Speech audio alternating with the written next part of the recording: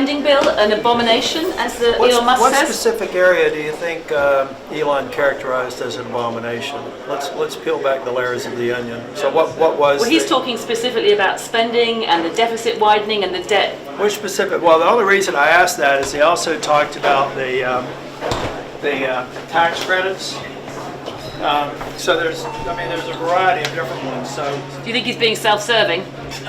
I don't necessarily think that. I just think that he's painted things with a broad brush, and I don't get the luxury of doing that. I have to deal with the details. Do you think the Finance Committee...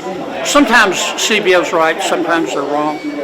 I generally look at CBO, but I don't just swallow it whole. The CBO is made up of economists, and it's been my experience up here in Washington that for every economist there's an equal and opposite economist, and sometimes they're both wrong. I mean, does that number give you pause? So it's a factor that I think the Senate will consider, but it won't be dispositive. I mean, do you think Elon Musk is I've right answered in your terms question of the his best you concerns? can. Y'all got anything else? I am curious. I'm going to go do my job, and I'll see you later. Can you reach a deal with China, sir?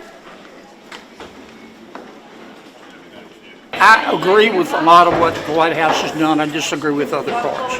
My purpose today, Secretary Lutnick obviously has a great deal of influence over the president, and I wanted to try to understand where he's coming from.